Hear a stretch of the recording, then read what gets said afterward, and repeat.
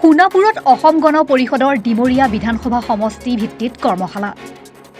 মন্ত্ৰী অতুল বৰাই অসম গণ পৰিষদৰ ডিমৰীয়া সমষ্টিৰ মুখ্য কাৰ্যালয়ত উপস্থিত হৈ বিধানসভা সমষ্টি ভিত্তিত অনুষ্ঠিত কৰ্মশালাখন উদ্বোধন কৰে।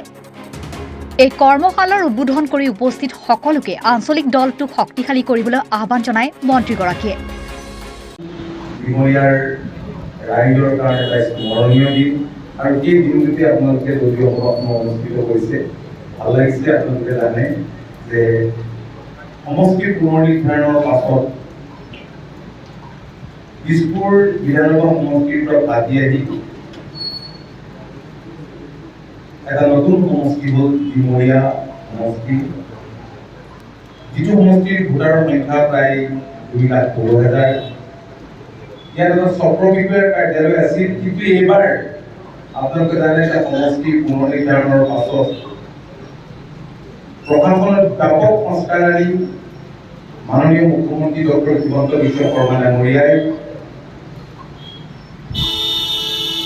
বহুবোৰ সমজিলা প্ৰতিষ্ঠা কৰাৰ সিদ্ধান্ত ল'লে। আনহাতে এই কৰ্মশালাত অঞ্চলটোৰ প্ৰায় কেইবা শতাধিক দলীয় নেতা কৰ্মীয়ে অংশগ্ৰহণ কৰে।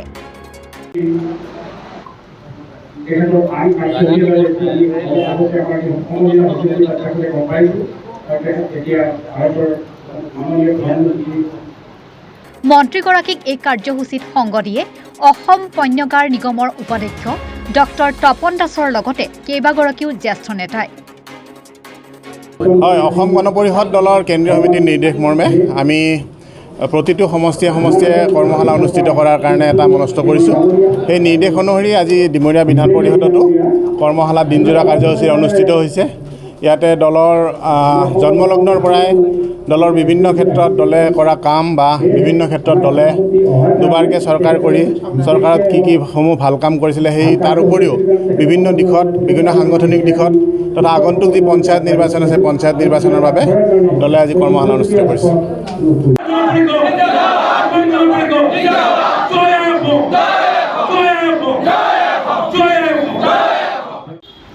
যিবোৰ কামৰ কাৰণে গুৱাহাটীলৈ ঘূৰিবলগীয়া হৈছিল মেট্ৰ'ৰ কাৰ্যালয়লৈ, তেনে বহুবোৰ PRC বা নিজৰ নামলৈ নাহে।